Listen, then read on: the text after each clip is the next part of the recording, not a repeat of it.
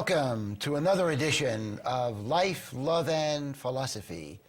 My special guest today is Dan Mahala, a retired educator who's become something of a regular in my series on Life, Love, and Philosophy. Dan, as I've mentioned in previous programs with him, has a real passion for reading. And one of the things we're going to do today, in fact, the main thing we're going to do today, is to zero in on that passion. Dan, welcome to the program. Yeah, thank you. I mentioned some time ago that my opening question today would be this, and it will be this.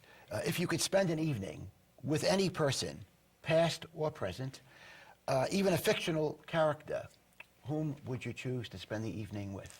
Well, it's not an easy question. You know, if you read it all and are interested in humanity, a whole bunch of people fit that category. But the one I would pick out would be Shakespeare. And why is that? Shakespeare, because such an amazing character, and we know so little about him, although he produced a vast amount of work, and we know his work, but we don't know how he arrived at that. Just what is his secret? How did he get to understand and know human nature the way he did? Particularly the complexities of human nature, the dark nature, the emotions, the anger and jealousy and so forth. He's able to take these and treat them like a commodity almost, and present them to an audience that you can read it and clearly understand, or see it as a stage show, and clearly understand what he's trying to present to us. Now, how does he do this? That would be my question. I'd want to sit down with him and say, you know, you've done a great job. Obviously, you're probably the most, successful person in the literary field in the world. Everybody studies you. How did you get to know human nature the way you have? How did you get to present it? Your language is brief but dense. Everything is so compact. We could talk for an hour and not cover what he could do in 5 or 6 sentences in a paragraph. Yeah. So, I would like to find out, what's his secret? How did he arrive at this? Yeah, how did he become such a perceptive person? Yeah. We know that over some centuries, some people were convinced he didn't write the plays. Oh, yeah. Because he didn't go to university. Yeah. And there were universities at that time. Oxford and Cambridge did exist at that time. And so many of the playwrights, the leading playwrights in Elizabethan England, had gone to university. So yeah, he didn't study psychology. In fact, there was no such thing as psychology at that time, and did not study philosophy at university. So it is interesting as to how he became such a perceptive person. Yeah, and we don't learn as much as we should be able to. When a person has written so many great works that are read and performed over and over again, we think we know something about the author. But he's a very elusive person. Yeah. He doesn't leave a lot of himself in his plays. And I'd like to find out, he portrays emotions so thoroughly. Did he observe other people that carefully? Did he have a special ability to pick up on every emotion that people expressed, or was it his own emotion and his own thoughts that came into this? And there's not a lot that we can take out of his work, so I'd like to have him sit down across the table from us and say, hey, how did you do it? Now, you want to know, and you would ask him, how did you become such a perceptive person? Yeah. My guess is part of it was innate, but it had to be more than that. He was a great observer of people, obviously. But one of my questions, because I've often thought about what question I would ask him, because I must tell the audience, I knew we would be talking about Shakespeare today. Want to confess to that. Full disclosure, by the way. Yeah. But one of my questions would be this. Shakespeare, in my view, and in the view of people who know a lot more about him than I do, was a wise man. He had a certain amount of wisdom. And philosophers define wisdom as a knowledge of reality, a knowledge of the way things really are, that the wise person is free of many illusions that the rest of us have. So my question to him, or at least one of them, would be, how do you think a wise person should live this life? More specifically, what might be the values, in your opinion, William Shakespeare, of a wise person? Yeah. How much would a wise person value social status, power, money, sex, relationships, solitude, exercise, Yeah. whatever. Again, how would a wise person, and it would be very interesting, I think, to hear Oh, his all responses. of those questions, because, you know, he reveals a lot about human nature in his plays, but not about himself. True. Now, he only lived to a 52, I think, so he, you know, and he produced 30 some odd plays that are performed, and I'm sure he probably threw away 30 that he tried to write and didn't feel what were worthwhile producing. But with all of that, how does he feel about wisdom and about religion? He lived in a period of time during the Protestant Reformation, okay? I mean, everybody was disturbed or participated in some way or fashion in the religious wars and conflicts of those periods of time. And he says almost nothing about it. Just casually, he'll mention in his historical plays about religious war, maybe, and about conflicts there. I am so happy you brought this up. Because I also would be curious about his attitude towards religion, given that when he lived in the late 16th and early 17th centuries, Protestantism had become the established religion in England. Yeah. The Catholic Mass was banned, and in the book Will and the World by Stephen Greenblatt, Harvard professor Stephen Greenblatt points out, if you didn't go to the Protestant Mass on Sunday, they kept records, and you would be fined for not going to Mass. Yeah. So we assume, and Professor Greenblatt talks about this, we assume Shakespeare did go to church, whether he wanted to or not, to avoid the fine. And I'd be very interested. Oh, yeah, there's a lot of in knowing speculation. what his real view was of religion. Yeah, there is some speculation on the Shakespeare experts about religion, but it was never on the front burner, apparently, yet his time and period, it was the most important event that was taking place. Yeah. So, yeah, what were his feelings about this? And other things. There are so many things that I would love to question him on, that he'd be my favorite choice as a dinner partner. Professor Greenblatt also points out there was censorship of plays at that time. Yeah. So Yeah. Shakespeare, in writing his plays, had to be aware of that. Yeah. One of the things, and again, by the way, let me allude again to that book which I mentioned before, because some of my viewers, our viewers, might want to read it. The best book I've read on Shakespeare, and I don't pretend at all to be an expert on him, is a book called Will and the World by Stephen Greenblatt, who teaches at Harvard. And I believe it's a great book on Shakespeare. I mentioned to Dan before we went on the air that when the book was published in 2004, the New York Times listed it as one of the 10 best books of the year. And many newspapers across the country, I think the Washington Post was among them, regarded it as the best book of the year. So if you want to read a good biography of Shakespeare, in which Professor Greenblatt uses the most recent primary evidence available, again, the name of the book is Will and the World. I highly recommend it. It's a real page turner.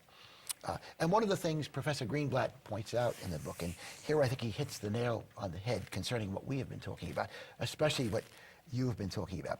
He says this: Shakespeare had perfected the means to portray inwardness. Yes. The means to yes. portray inwardness. Do you want to yeah. comment on that? Yeah, there's no question about it. He was able somehow to get inside people and to reach their inspiration, their motivations. I mean, his portrayal of anger and jealousy and fear brings to the audience probably never before experienced the same thing, because he had something. He had something in his vocabulary, in his phrasing, whatever you want to call it, that he was able to say just a very brief statement and, you know, light the audience up.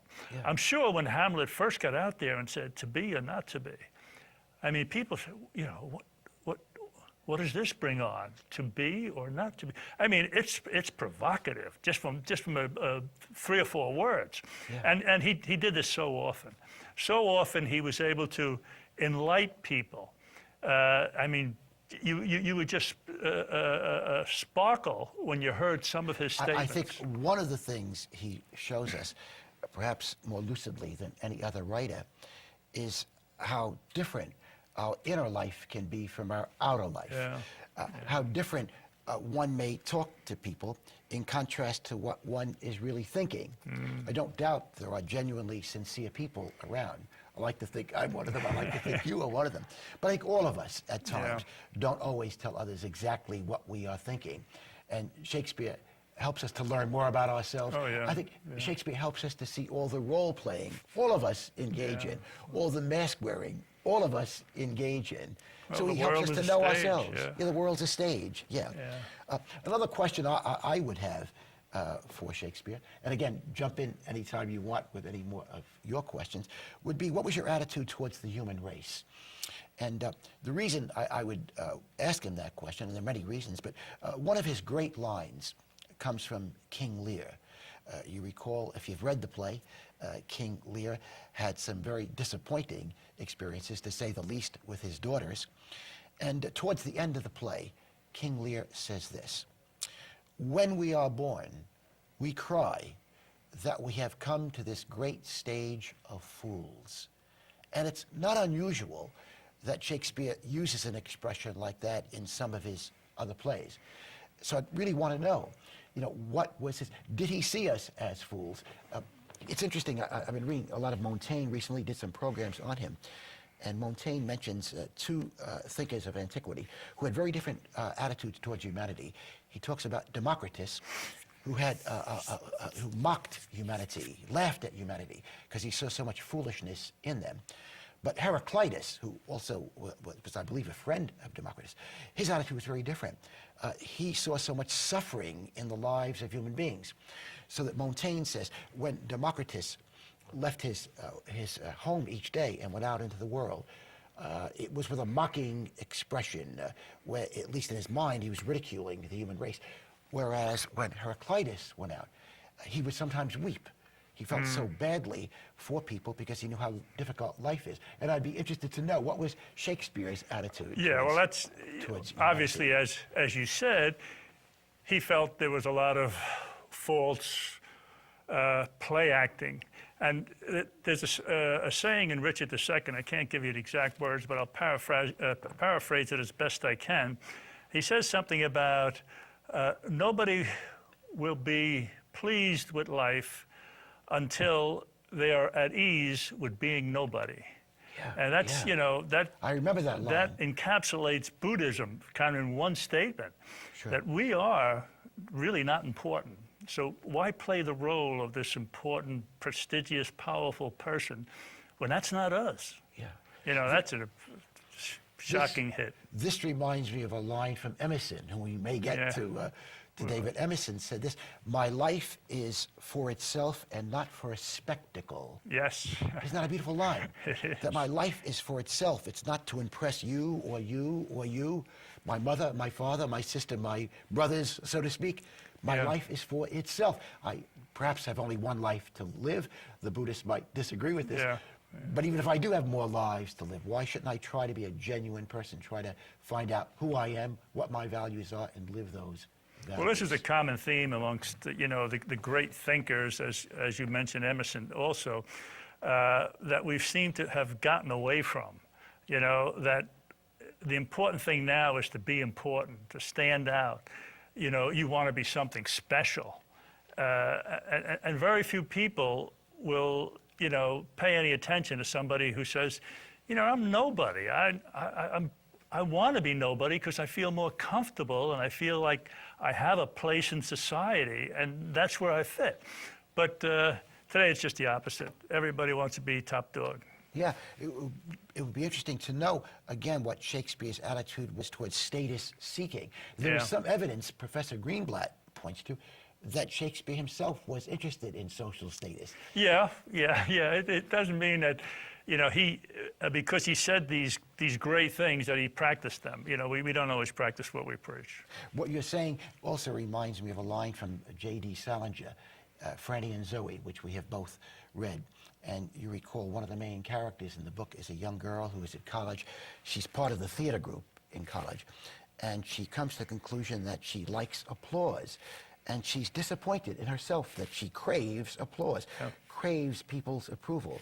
And the key line of the book, I think, and we've discussed this off camera, is when she's talking to her boyfriend and she says, I wish I had the courage to be an absolute nobody. Yeah, well, that's what I thought of when I read the line in Richard II, that you can't be pleased with your life, society, the way things are going, until you're at ease with being nobody. And that's what... Being comfortable in one's own skin, so Yeah, to speak. yeah. And giving up the role playing, Yeah. giving up trying to impress other people, etc. Yeah. Also, one of the other questions I would... Do you have any other questions you want to... No. I mean, there's so many questions, but I pretty much covered the ones I wanted to. Yeah. I want to know a little bit more about his motivation for writing Hamlet. One of the curious things that, again, Professor Greenblatt and others point out is that Shakespeare's 11-year-old son, whose name was Hamnet, Yeah. died within a couple of years before he Yeah. wrote Hamlet. And is there any connection between his son's death and that play? We know that in Hamlet, the monologue everybody remembers, the Yeah. soliloquy everybody remembers, is the one you alluded Yeah. to before, To Be or Not to Be, in which he talks about the heartache. These are Hamlet's words: the heartache and the 1,000 natural shocks that flesh is heir to. And was Shakespeare feeling this because of his son's death? Did Shakespeare think about suicide because of his son's death? Good question. Obviously, we're not going to find the answer without having him at the table, Yeah. because he reveals so little of himself. But there is, most Shakespearean experts do declare that there was a connection, certainly, between Hamlet's soliloquy and Hamlet's anger and fear and everything else, and the loss of his son named Hamlet. Yeah. I think one of the great things about that To Be or Not to Be soliloquy is that in so many ways it talks about life in a way in which a lot of people don't want to talk about life. Yeah. It talks Yeah. about certain aspects of life that we don't want to admit exist. Yes. And Or even that possibility. People are very, very fearful and often misinterpret what Shakespeare was getting at in that soliloquy. To be or not to be, it sounds pretty obvious, but most people don't think of it that way. Most people don't think life and death, Yeah. as a plea with oneself. Is life worthwhile, or suicide the better option? Yeah. And that's a unpopular position, and people don't feel comfortable interpreting it that way. So many of the great thinkers I have read have claimed that when one reaches the lowest point in one's life, that it's not unusual that when any person reaches that point in one's life, that one wonders whether life is worthwhile. Yeah. And that perhaps many people are not willing to admit to this. Yeah. And again, Shakespeare, in a certain sense, the courage to raise certain questions. Yeah. Another thing I would be interested in concerning Shakespeare, and if I could meet him and talk to him, would be to talk about his will. He died at 51. You said 52 before. There was some disagreement. Like that, no, there was some disagreement as to whether he was 51 or 52 when he died. But he was one of those two ages, so he didn't live very long. Although considering the fact he died in 1616, I guess that was probably a pretty long life then. Yeah, probably. Certainly, it was not a short life at that time. In any event, we both know that in his will, he left his wife his second best bed and the accompanying furniture. That's all he left his wife. Yes. And we know that when he died, he was a wealthy man. He had made a lot of money through his plays, was quite famous, by the way, owned real estate as well. And indeed, in his original will, his first will, he left his wife nothing. It wasn't until he wrote his second will that he left his wife, again, his second best bed. He left his daughter the bulk of his estate.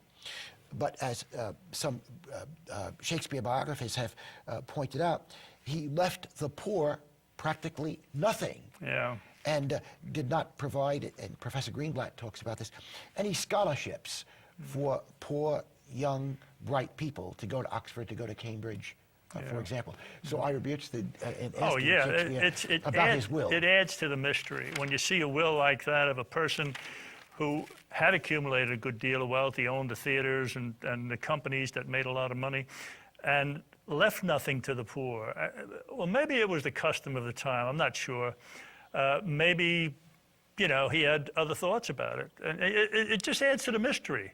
What kind of man was this? I mean, he was obviously knowledgeable and caring and all the other things, but the will kind of speaks against that, you know. Yeah. So, one of the more interesting comments I've read about Shakespeare comes from literary critic Harold Bloom. yeah. Bloom believes that Shakespeare is the best writer who ever lived. He also believes that Sigmund Freud is among the best essayists who ever lived. And he talks about both of them. And he says this, that he believes, we know, by the way, that Freud read Shakespeare. Yeah. We know that. And we know that Freud read Shakespeare in English. Freud learned English. In fact, Freud visited the United States in 1909 and gave an address at Clark University in English. But Professor Bloom says this, that he says Freud was never willing to admit that he got so many of his ideas concerning human nature and human behavior from Shakespeare. Yeah. From Shakespeare. Well, Shakespeare is also called also the greatest psychologist that ever lived, Yeah. because of his deep understanding of this complex beast man, you know, and he was able to portray this, whereas, you know, Freud acted on it. Shakespeare was just kind of additional to his knowledge. Yeah. I think that I might be a little nervous in Shakespeare's presence, by the way, for this reason, that he might see certain things in me I don't see, and maybe certain things I don't want to see. Yeah. But I think, you know, he was so probing Yeah. and observer of other people. And I wonder if other people found that intimidating. I would think so. I mean, that adds to the mystery, but I'd still like to have him on the other side of the table so we could question him, because the mysteries are so great and the understanding is so little about what are his secrets? How did he do it? You know, I mean, he produced, say, more than a play a year. 36 plays, I think, 36 altogether. 36, 37, around in that his number. time of production. And, you know, I'm sure he threw away as many, and he couldn't have spent, you know, years on one play. Like, you look at Hamlet, you say, how does a guy structure this? Or Othello or King Lear or any of them. I mean, this is a masterwork that would have taken a normal human being years to put this thing together, to structure it as such. He had to do them in every 6 months almost, at most a year if he took any time off in between. For much of his professional life, as I understand it, he early in his professional life, he was turning out 2 plays a year. Yeah. And then eventually 1 play a year. Yeah. But Yeah. again, as you said, when one considers the greatness of these plays. When you view the whole thing, the structure, I mean, this isn't just rattled off into a, you know, and written down and, you know, check it over a few times and let it go. This thing is a whole. It encapsulates everything that he's trying to say and do. And, you know, it's very difficult to imagine that somebody could turn out one of these alone in a year. Yeah. And poor Shakespeare had no computer to work with. No computer. No internet to consult, for example. I guess that was a real handicap. Can one imagine how great he would have been? How great he would have been if he I'm could not have sure he used a would have been as computer. great as he was if he had all of this, all of these distractions. They might have been impediments. Yes, I think so. Yeah. Yeah. Any other comments before No, we... that's he's the guy I want at our table. Yeah. What I want to do now is to switch the subject a little bit. And we don't have much time. We only have, I see, about 3 minutes. So we're going to talk a little bit about Ralph Waldo Emerson now in one of his famous essays, which we've talked about off camera. Yeah. And we'll do another program on him. Because Yes. obviously we can't cover what we want to cover about Ralph Waldo Yeah. Emerson in 3 minutes. Let me talk to the viewers for a moment. Sure. One of the things I've asked Dan to do was to reread what is perhaps Emerson's most famous essay, Ralph Waldo Emerson, the great American essay writer, perhaps the greatest American writer of all time. Many regard his best essay as one entitled Self-Reliance. And I asked Dan to reread this essay because we've talked about it off camera, and I know he likes it a lot. And in a moment, we do have time, you can give me some of your overview of the Okay. essay. But before you do, let me again just point out to the viewers who may not be that acquainted with Emerson. I did a 10-part series on him, so those who saw the series, I think, hopefully are acquainted with him. But Emerson was born in 1803, died at age 79 in 1882. Again, he's regarded as America's best essayist of all time, had 2 degrees from Harvard, was a minister at one time, left the ministry, and became a lecturer and essay writer the rest of his life. And when he died, he was quite famous. Dan, you want to give us your just thoughts briefly. on his essay, Self-Reliance? Well, self-reliance, it's basically his theme is to be true to yourself. To be true to yourself, regardless of tradition, custom, pressures from other people, so forth and so on. Rely on your own inner self, your own inspiration for guidance and direction, and be willing to change your mind daily if necessary.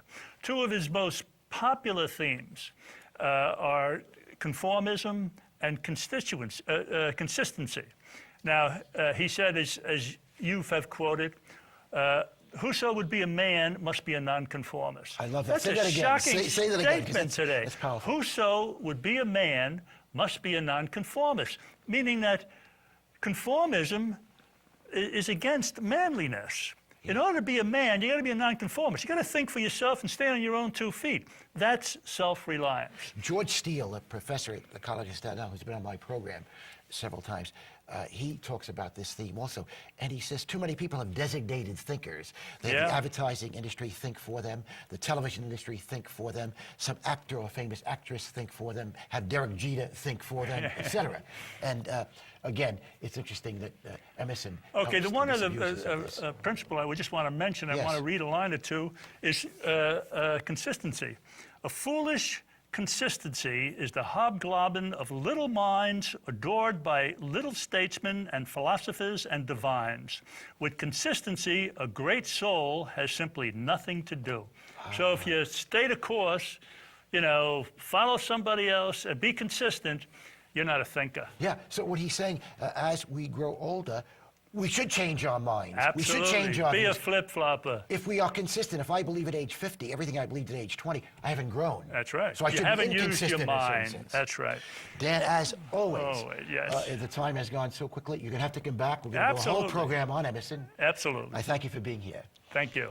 As usual, I'd like to conclude with a quotation from Henry David Thoreau.